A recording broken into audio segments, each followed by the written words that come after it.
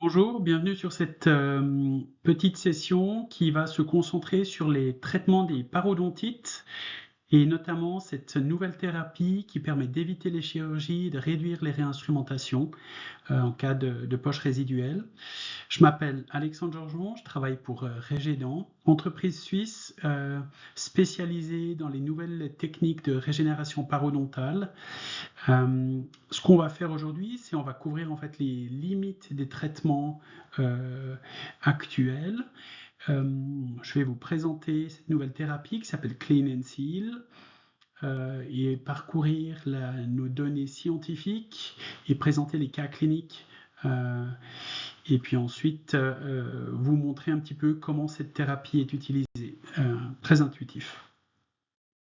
La première chose à savoir, c'est que chez Régédent, on se concentre sur le développement de nouvelles thérapies, mais toujours sur la base des traitements recommandés par la Fédération européenne de parodontologie, l'EFP.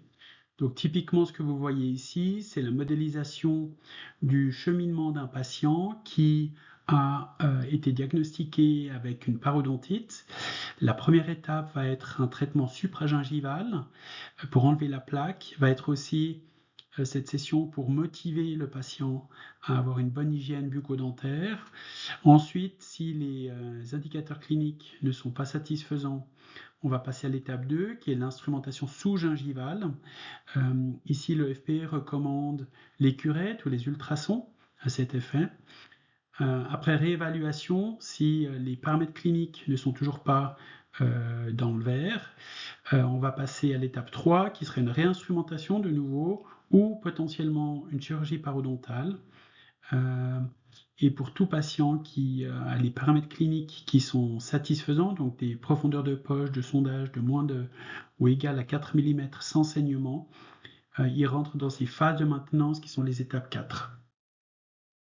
Donc, les limites de l'instrumentation sous-gingivale, elle est en fait bien connue par tous les professionnels du monde bucco-dentaire. Typiquement, c'est le genre de cas qu'ils rencontrent au quotidien, des patients avec des parodontites qui, malheureusement, peuvent générer des pertes osseuses, des défauts osseux, jusqu'à potentiellement à la perte de la dent. Donc aujourd'hui, ce qu'on sait, c'est que ces patients viennent chez les praticiens et ont ce traitement sous-gingival, cette instrumentation sous-gingivale de surfaçage.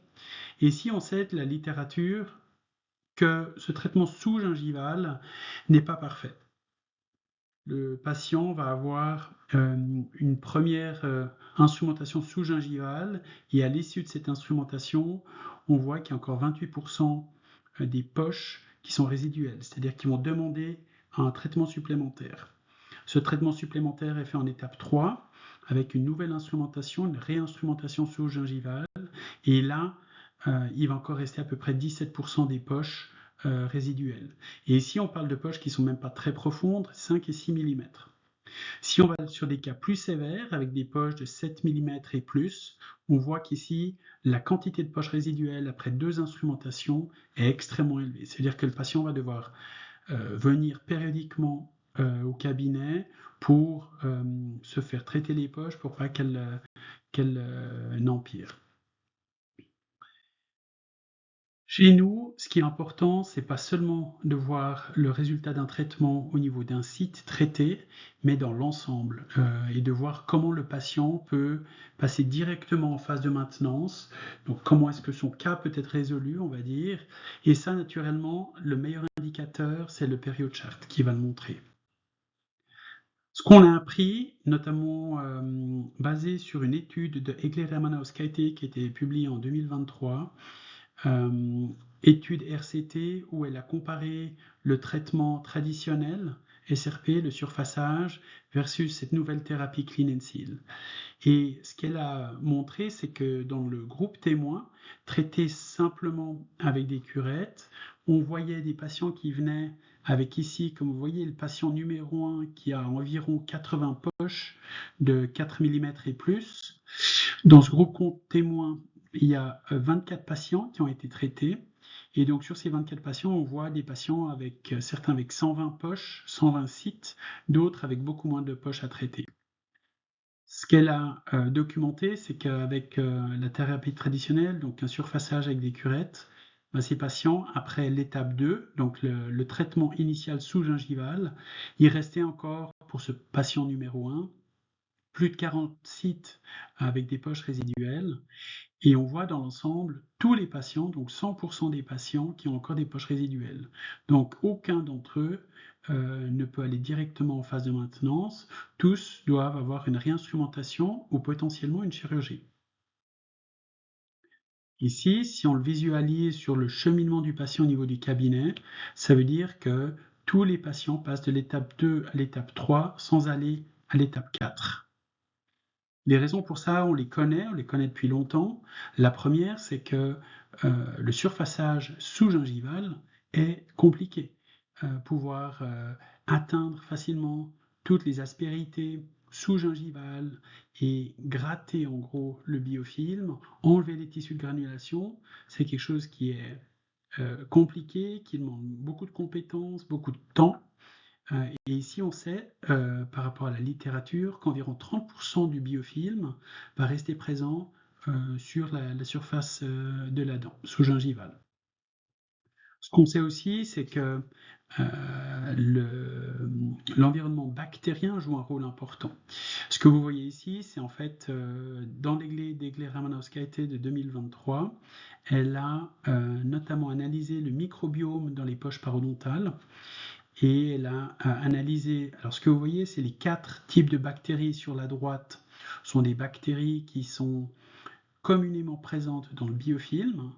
Et ce que vous voyez, c'est la première colonne représente toujours la densité bactérienne avant le surfaçage traditionnel.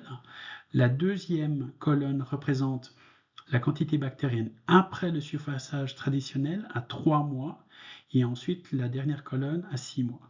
Et ce que vous voyez, c'est que pour chaque type de bactérie, vous avez une chute après le surfaçage, mais 6 mois après, ça revient pratiquement au même niveau qu'avant le traitement. Donc le surfaçage traditionnel a peu d'impact en fait sur le microbiome. Un point intéressant, c'est cette bactérie à gauche, dont je ne vais pas prononcer le nom, qui est abrégée AA. La AA, elle a été stimulée ici par le surfaçage. Et la raison, c'est que cette bactérie, en fait, on ne la trouve pas vraiment dans le biofilm, mais surtout dans les tissus de granulation. Et en allant faire un traitement mécanique, en fait, il y a une certaine stimulation de ces bactéries en les mettant en contact avec la salive, avec le sang, potentiellement avec de l'air. Et donc là, on voit en fait le problème bactérien qui augmente. C'est souvent cette bactérie qui mène les praticiens à prescrire des antibiotiques. Naturellement, après l'étape 3, vient toujours le dilemme de savoir si le patient doit désormais avoir une chirurgie parodontale ou une réinstrumentation. Dans le premier cas, on va voir que ça va être relativement efficace pour réduire le nombre de poches, mais ça ne va pas être parfait. Il restera encore à peu près 26% de poches résiduelles. Et naturellement, la chirurgie est invasive, elle est coûteuse. On sait que le taux d'acceptation patient est bas. Ou alors, ça va être de rentrer dans des cycles de réinstrumentation, mais ici, de la même manière, on sait que sur les poches résiduelles, la réinstrumentation est peu efficace et il va garder à peu près 72% des poches non fermées. Donc, l'option qu'on a prise chez Régédent, c'est de voir comment on peut optimiser une approche mini-invasive et donc aider à l'instrumentation sous-gingivale. Notamment pour pouvoir éviter des problèmes de récession, parce que plus les professionnels bucco-dentaires vont réinstrumenter ou faire de la chirurgie, plus on aura des problèmes de récession. C'est aussi quelque chose qui a été bien documenté dans les études de Cobb, où on voit que plus les poches sont profondes, plus le problème de récession va être important après un surfaçage. Donc les 3 problèmes qu'on va chercher à résoudre, c'est 1, aider à ôter un maximum de biofilm et de tissus de granulation. 2, de réduire le microbiome parodontal pour avoir un effet qui dure dans le temps. Et 3, éviter d'accentuer les récessions gingivales. Donc on veut passer de cette situation-là, pas à celle-là, mais à une situation où on a un niveau gingival similaire au moment du diagnostic, et puis réduire les poches, améliorer la tâche clinique en fait. Donc on peut passer d'un modèle que je vous ai présenté à gauche, où tous les patients doivent avoir une réinstrumentation après l'étape 2, à ce que vous pouvez voir à droite, c'est-à-dire des patients qui ont en fait été traités avec des curettes et avec le Clean and Seal, et où on voit que 42% d'entre eux peuvent aller directement en maintenance. Ça veut dire que c'est tous ces patients qui n'ont pas besoin d'avoir une réinstrumentation ou une chirurgie. Et puis, les quelques patients qui ont encore des poches résiduelles, comme vous pouvez le voir, en fait, ils ont en moyenne beaucoup moins de poches résiduelles par patient que le groupe témoin. Donc, ça veut dire que si une réinstrumentation est nécessaire pour ces patients avec les poches résiduelles, en fait, elle va aussi prendre moins de temps parce qu'il y a moins de poches à traiter. Ça, c'est grâce au gel adjuvant Clean and Seal. Maintenant, ça veut dire quoi en termes de flux patient au niveau du cabinet? Voilà, ça c'est l'approche traditionnelle où on voit que l'ensemble des patients passent par une étape 2 et une étape 3. Et après l'étape 3, il reste encore 62% des patients qui ont des poches résiduelles. Donc soit c'est chirurgie, soit ça va être réinstrumentation. Quand on utilise le Clean and Seal, on a pu documenter dans nos études qu'on peut réduire la quantité de patients qui ont besoin de réinstrumentation en étape 3 et avoir 54% de ces patients qui vont en maintenance. Maintenant, le vrai intérêt et le vrai impact du Clean and Seal sur un cabinet, il est quand le patient est traité en amont, c'est-à-dire lors de la phase initiale. Ici, on voit qu'on peut directement interrompre la progression de la parodontite et déjà avoir 42% des patients qui vont aller en maintenance. Pour ceux qui viennent encore avec des poches résiduelles, ici on va pouvoir fermer les poches, toutes les poches pour 31% de ces patients. Ça veut dire que 73% des patients peuvent éviter une chirurgie. Il reste 27% de patients encore à retraiter. Donc, Clean and Seal, qu'est-ce que c'est? Clean and Seal, en fait, c'est 2 gels adjuvants qui sont ajoutés à votre traitement mécanique. Donc, typiquement, vous allez avoir un premier gel qui va permettre de dissoudre les tissus de granulation, d'attaquer le biofilm, tout en étant doux pour les tissus sains. Vous allez pouvoir faire votre traitement mécanique. Et une fois que les poches sont propres, il y a un deuxième gel qui va être utilisé pour sceller la poche, pour éviter que les bactéries naviguent à l'intérieur de la poche et viennent réinfecter cette poche. Et ce gel, il encourage et stimule aussi la régénération du ligament parodontal et du sément, qui sont indispensables pour pouvoir fermer la poche. Donc le premier gel s'appelle Perisolve. Comme vous allez le voir, il facilite le nettoyage mécanique en dissolvant les tissus de granulation et en affaiblissant le biofilm. Il est très doux, il est incolore et il est sans chlorhexidine, ce qui est extrêmement important. Il vient dans un emballage avec 2 seringues. C'est en fait 2 composants, c'est de l'hypochlorite de sodium à 0,95% et des acides aminés. Les deux vont être combinés et ça va créer une forme de chloramine physiologique qui va avoir cet effet agressif sur le biofilm et les tissus de granulation, mais pas d'effet sur les tissus sains. Comment est-ce possible? Je vais vous expliquer ça dans une seconde. Ici, on voit au cabinet du docteur Oddbjørn Lundtaes en Norvège, ils sont en train de mélanger les 2 composants. Vous le faites directement avant de traiter votre patient. Et donc, une fois que c'est appliqué, le Perisolve, il va attaquer les tissus de granulation et le biofilm de manière ciblée. Donc, comment est-ce possible? Notamment sachant que c'est de l'hypochlorite de sodium, et comme vous le savez, l'hypochlorite de sodium à 2% ou à 6% est tellement agressive qu'elle agresse tout. Les tissus sains et les tissus granulés. Maintenant, il y a une grosse différence entre ces deux types de tissus. Les tissus sains sont des tissus denses avec des fibres de collagène, tandis que les tissus granulés ou un collagène dégradé sont poreux. Et c'est là que le périsol va son effet. Il va pénétrer les tissus de granulation, les dissoudre, mais il ne va pas pouvoir avoir d'effet sur les tissus sains. Typiquement, ce que vous allez voir, c'est ça. Donc les tissus qui se dissolvent, vous pouvez sortir très facilement et ensuite aspirer.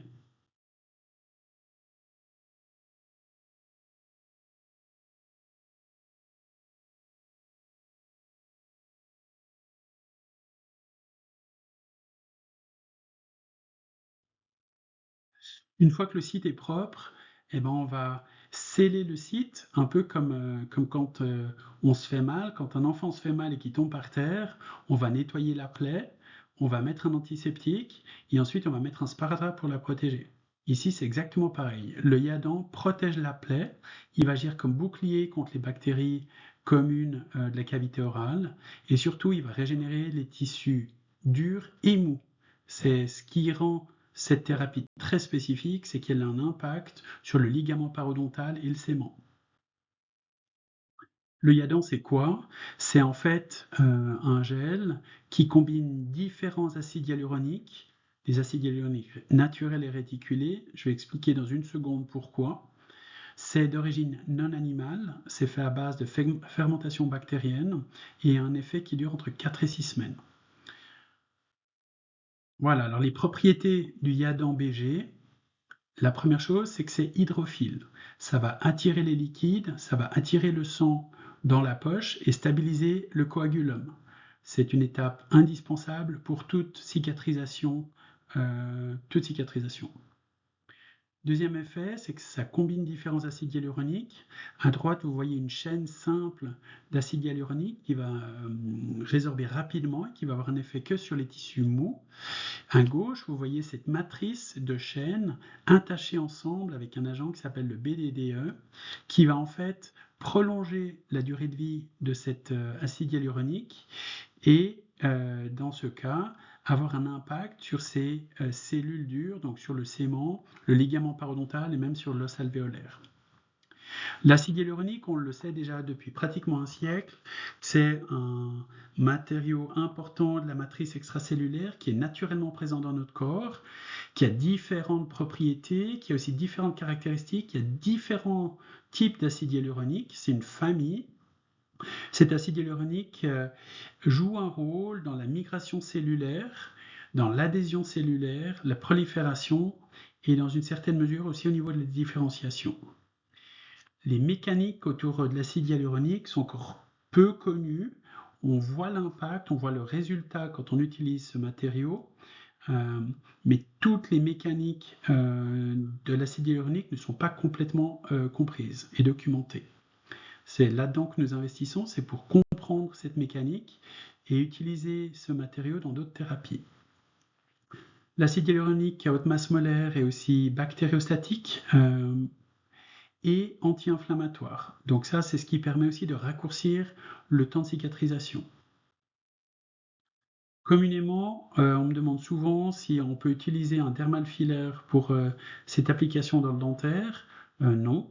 En fait, les dermal fillers ont de l'acide hyaluronique, mais extrêmement réticulé.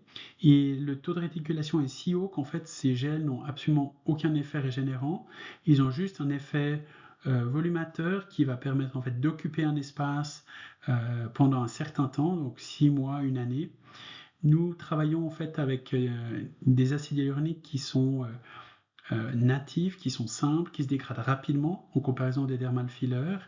Comme vous le voyez, le natif va résorber en 48 heures et va avoir un impact important sur le tissu mou, comme l'a documenté Maria Sparova de l'Université de Berne en 2019. Et puis on utilise un acide hyaluronique légèrement réticulé qui lui va rester in situ quelques jours, quelques semaines, et puis va avoir un impact sur donc, le ligament parodontal et le sément, comme ça a aussi été documenté par Maria Sparova ou Yoshinori Shirakata en 2021-2022. Ici, on voit un cas de récession gingivale, c'est chirurgical, traité par le professeur Andrea Piloni, qui est un des pères de l'acide hyaluronique dans le monde dentaire.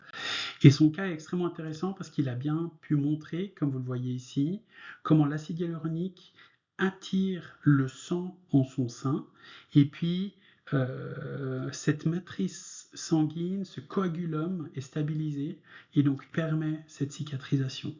Donc ça, c'est vraiment quelque chose que vous pouvez voir à l'œil nu, cette propriété hydrophile.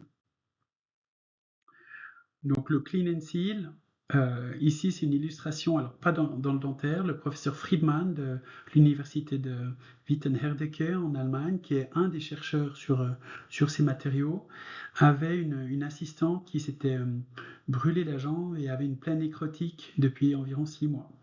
Et avec l'approbation du dermatologue de son assistante, il a utilisé le Clean and Seal, et c'est ce qu'on voit ici.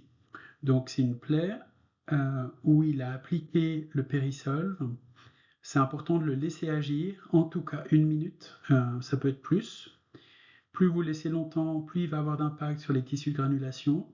Puis là, vous le voyez, il enlève les tissus de granulation avec une presselle de manière très simple. Il va ensuite rincer la plaie à la solution saline avant d'appliquer directement dans la plaie le deuxième gel, qui est ce Yadan BG, cet acide hyaluronique réticulé, qui va en fait protéger la plaie et stimuler la cicatrisation, comme vous pouvez le voir maintenant. Ici, vous voyez une cicatrisation à 2 semaines, 1 mois et au-delà.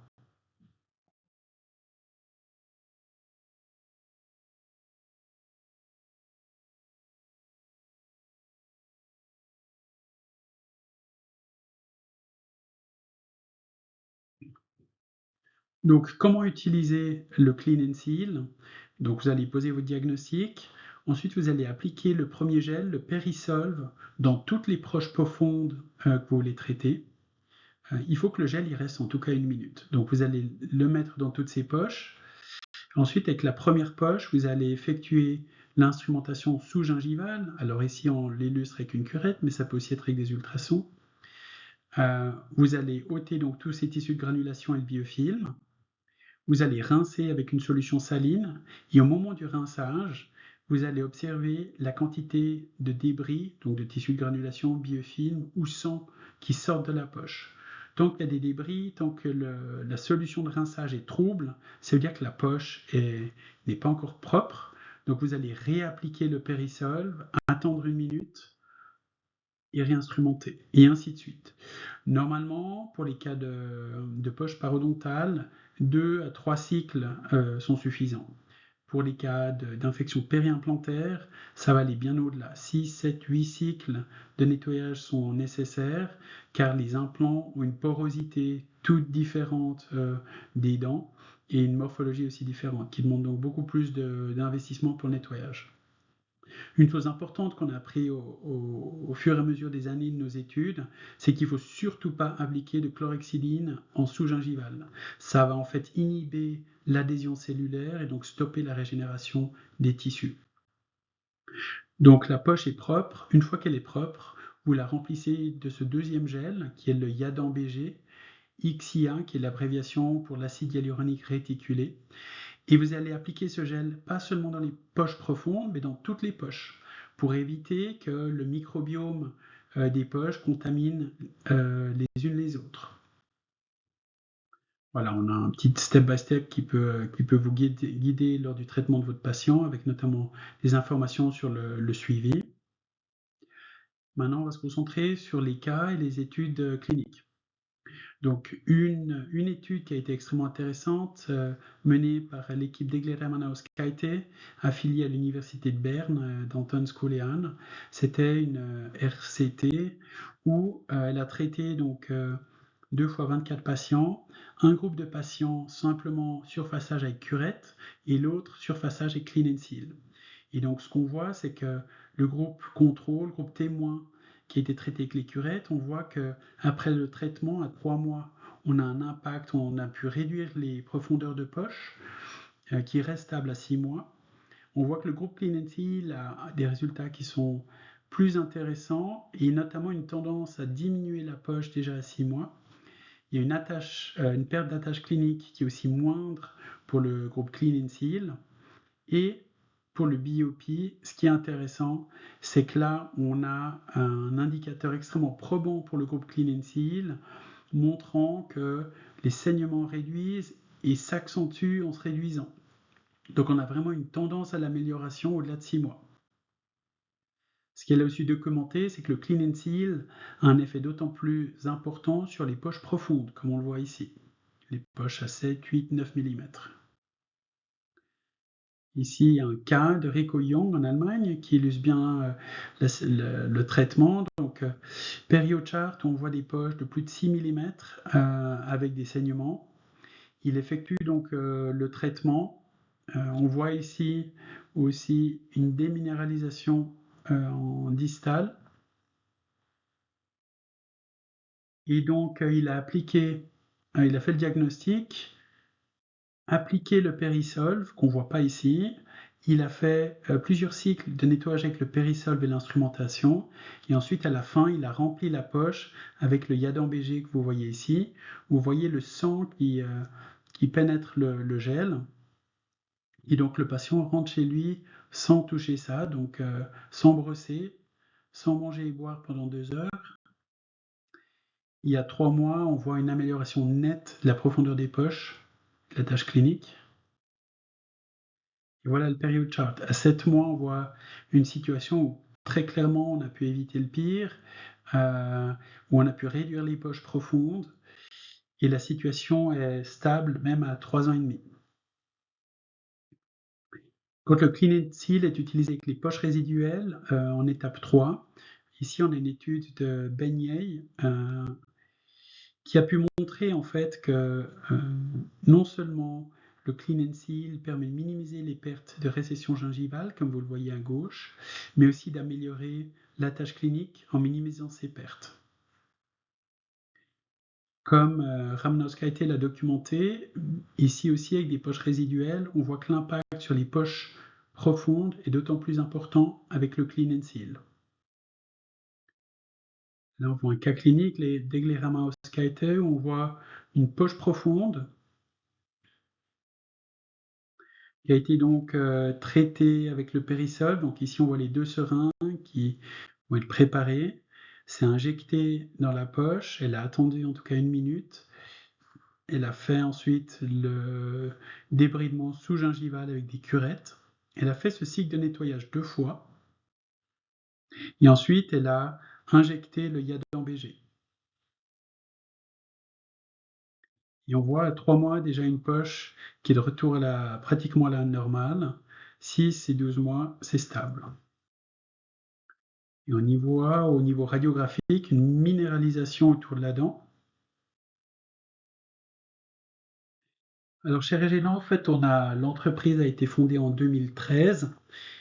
Très tôt, les problèmes de traitement parodontaux ont été le focus de l'entreprise et donc on a travaillé sur différents types de produits pour voir lequel est le plus probant pour nettoyer et régénérer les tissus parodontaux. Donc l'approche a toujours été la même, étude in vitro sur ces produits. Donc en haut, on voit le XIA qui est le Yadan BG. On a comparé notamment aussi avec l'acide hyaluronique linéaire, juste normal. Et donc dans les études in vitro, on a vu que le réticulé était plus intéressant. On a fait ensuite des études in vivo sur animaux pour voir comment le produit se comporte en milieu biologique.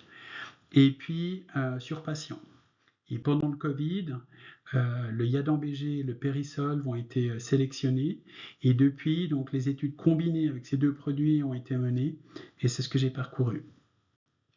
Toutes les études qu'on fait, on paye les droits pour les rendre publiques. Donc elles sont accessibles sur notre site ou sur le QR code.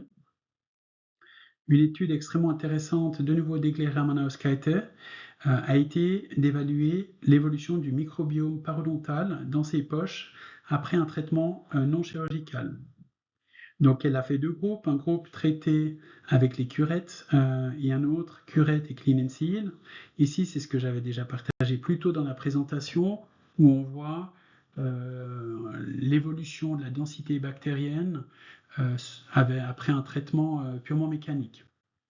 Quand on le compare avec le Clean and Seal, ici on voit une différence probante. Donc la première bactérie A1 qui se trouve principalement dans les tissus de granulation, on voit vraiment une chute de la densité bactérienne.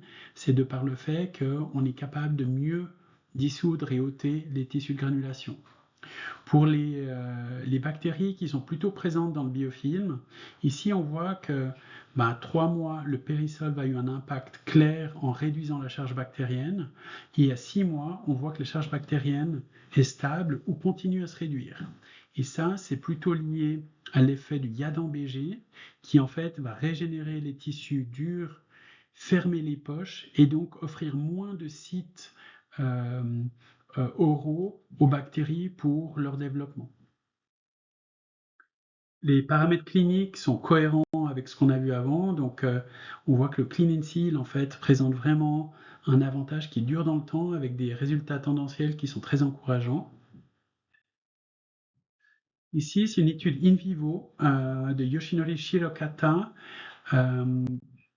où il a appliqué le Clean and Seal de façon non chirurgicale sur des animaux où des parodontites sévères ont été induites. Et ce qu'on voit au niveau histomorphométrique, c'est la chose suivante. À gauche, c'est des individus qui ont été traités qu'avec des curettes, où on voit dès la dent le ligament parodontal avec une structure cellulaire parallèle à la dent, donc c'est une réparation, c'est pas une régénération, et puis un petit peu d'os néoformé. Tandis qu'à droite, on voit cette fine ligne qui monte, c'est le sément qui a été néo-régénéré, le ligament parodontal qui ici a une structure cellulaire orthogonale au sément, avec notamment on peut déceler les fibres de Charpet, et puis beaucoup d'os néoformés. Niveau quantitatif, on voit très clairement la différence entre le groupe contrôle et le groupe test sur les 3 paramètres cliniques, profondeur de poche, perte au niveau d'attache clinique et saignement. Une chose aussi qui est intéressante, c'est que sur toutes les études antérieures, notamment sur le Perisolve, on a vu que le Perisolve était extrêmement efficace pour la décontamination, notamment en comparaison avec la chlorhexidine ou simplement avec le surfaçage. Ici, Radulescu de Timișoara l'a bien documenté en montrant que le Perisolve améliore le taux de fermeture des poches, mais surtout que la tâche clinique est améliorée quand le Perisolve est utilisé, car le Perisolve ne va pas avoir d'impact négatif sur la régénération cellulaire. Donc il va nettoyer et ensuite le site il sera, on va dire, enclin à faciliter l'adhésion cellulaire, comme ça a été documenté par Schmidlin en 2017. Et donc là, on voit que le groupe Perisolve a des résultats extrêmement intéressants. On voit aussi au niveau du saignement que le Perisolve est meilleur que les autres groupes. Et donc ici, on pourrait se dire que le Perisolve est suffisant. Mais comme vous le voyez aussi, il y a une légère tendance à l'augmentation du saignement à 9 mois. Et c'est exactement pour cette raison qu'il faut avoir une stratégie de régénération parodontale, notamment des tissus durs, pour fermer ces poches, pour pas que les bactéries puissent recontaminer ces poches. Et donc c'est là où le Yadan-BG se montre indispensable. Donc avec le Clean and Seal, on est capable aujourd'hui de traiter de façon non chirurgicale des cas qui sont quand même avancés, où on peut donc éviter la chirurgie aux patients, limiter les réinstrumentations, les récessions.